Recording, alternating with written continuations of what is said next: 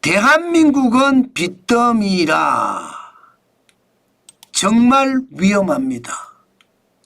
이 말이 여러분 무슨 말일까요?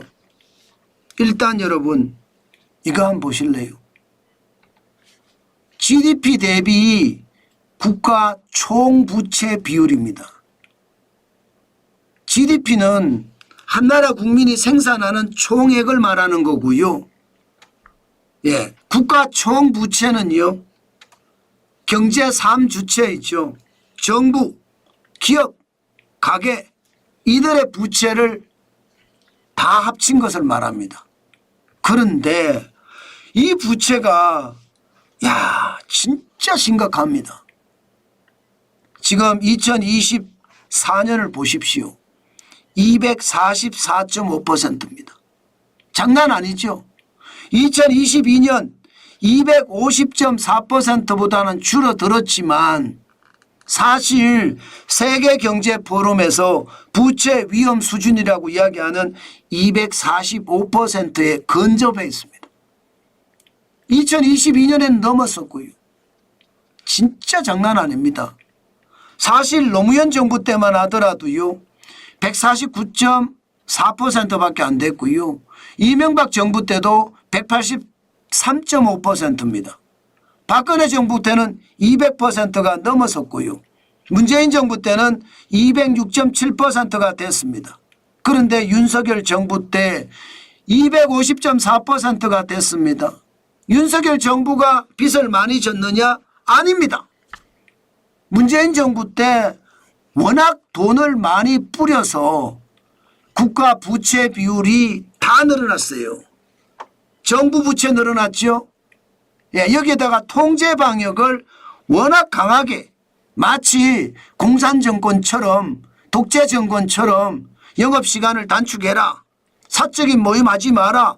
이게 경제를 완전히 망가뜨리면서 기업의 부채 엄청 늘었고요. 가계의 부채도 장난 아니게 늘었습니다. 그래서 2022년 문재인 정부가 워낙 돈을 뿌리고 통제 방역을 한 덕분에 250.4%까지 올라갔는 거죠. 그나마 윤석열 정부 들어와서요. 줄였어요. 250.4%를 244.5%로 줄였습니다. 그래도 세계경제포럼에서 부채 위험 수준이라고 이야기하는 245% 근처입니다. 이 정도면 여러분 대한민국이 정말 위험합니다. 부채 폭발의 위험이 있습니다. 부채는 쾅 하고 터질 수도 있습니다. 그 말이 사실이죠. 사실입니다. 저는 여러분들에게 자꾸 말씀을 드리지만요. 돈 뿌리는 정책, 자영업자에게 돈 주겠다, 노인네들에게 돈 주겠다, 농어촌에 돈 주겠다, 청년들에게 돈 주겠다, 아동들에게 돈 주겠다, 이런 돈 주겠다 이런 사람을 뽑으면 국가 부채는 더 늘어날 겁니다. 게다가 지금도 말입니다. 지금도 공룡야당이라고 하는 야당은요. 자유민주주의까지도 깨버리려고 하잖아요. 지금. 여러분 알다시피 대한민국은 이게 좌파 천국입니다. 이미 공산국가가 된 느낌이에요. 상권 분립이 무너지고 있으니까요. 입법부, 사법부, 행정부라는 상권 분립이 무너지고 있잖아요. 대법원장 사퇴하라고 죄송합니다. 이런 표현 쓰겠습니다. 지랄 연병을 하고 있습니다. 사법부는요. 입법부에서 사퇴하라 마라 할 자격이 없어요. 왜?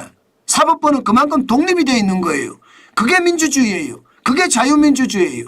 그런데 지금 자유민주주의인데도 불구하고 사법부 사퇴하라. 그러면 독재까지도 겸해진다는 거잖아요.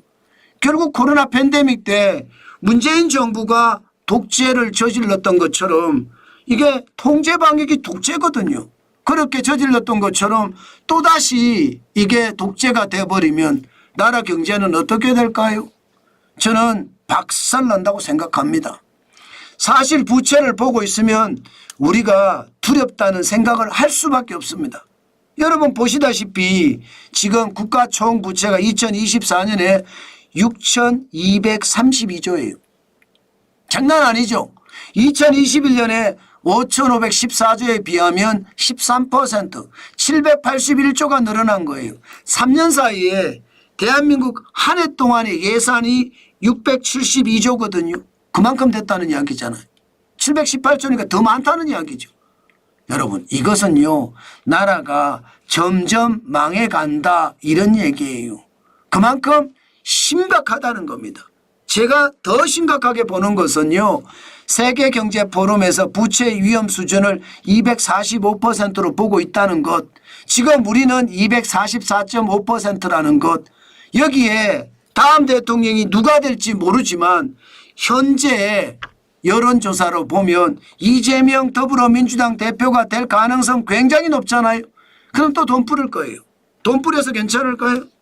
무너지는 것은 저는 시간 문제다 이렇게 생각합니다. 그만큼 심각하다는 겁니다. 문제는 여러분, 국가 총부채도 문제지만요, 가계부채도 이게 안 떨어져요. 가계부채는요 2022년에 97.3%예요. 2024년도 90.1%입니다. 일반적으로 가계부채가 위험수위다 하는 기준이 80%입니다. 80%가 넘어서면요, 가계부채는 경제에 치명상을 준다는 거예요. 어떤 치명상을 주느냐, 빚 갚느라고 소비를 안 하는 거예요. 빚 갚느라고. 빚 갚는데 돈을 쓰는 거예요. 소득을 다 해보면 말입니다. 그러면 경제는 어떻게 될까요? 소비가 계속 줄어요. 소비가 계속 줄으면 경제는요 점점 나빠질 거예요. 그래서 지금 국내에 내수가 장난 아니잖아요. 지금 그만큼 심각하다 이렇게 봐야 되거든요. 사실 문재인 정부 2017년만 하더라도 벌써 84.8%로 사실 굉장히 위험 수준에 왔습니다. 그렇다고 그럴 수밖에 없는 게 박근혜 정부 4년 동안 중에 2016년은 뭐 세월호 때문에 난리였잖아요. 나라가 불안하고 불안하니까 내수가 안 된 거예요. 내수가. 나라가 불안하면 돈 안 씁니다. 여러분 돈 쓰십니까? 안 쓰잖아요. 돈을 안 쓰면 내수가 무너집니다. 내수가 무너지면 자영업 하시는 분, 소상공인 분, 중소기업을 하시는 분 모두 마찬가지로 말입니다. 그만큼 벌어야 되는데 못 버니까 빚내서 월급 주는 거예요. 빚내서 월급 주니까 가계부채가 자꾸 늘어나요. 자영업자도 마찬가지고. 지금 말입니다. 소상공인들 먹고 살기 진짜 힘들다고 하거든요. 그런데 먹고 살려고 해도 장사가 돼야 되는데 장사가 안 되잖아요. 그래서 최악이에요. 지금 말입니다. 돈을 퍼주고 나서 결국은 우리 경제가 망가지고 있는 거거든요. 2022년에 97.3%까지 됐다는 것은 여러분 그만큼 대한민국의 상황 진짜 심각해졌다 이렇게 봐도 여러분 틀리지 않습니다. 제발 여러분 객관적이고 합리적인 결정을 하셔야 됩니다. 지금 대한민국이 살아야 되잖아요. 여러분 자녀들이 빚에 대한 부담이 없이 나중에 행복하게 살아야 되잖아요. 지금처럼 가면 행복하게 살기는 굉장히 어렵습니다. 그만큼 여러분 우리 세대는 퍼주기에 중독될 수 있지만 우리 후세들에게는요 지옥의 고통을 맛볼 겁니다. 저는 그래서 여러분 퍼주는 거 진짜 안 좋다고 봅니다. 이처럼 말입니다. 여러분 가계부채도 위험, 기업부채도 위험, 정부부채도 위험. 대한민국은 현재 부채가 덤입니다.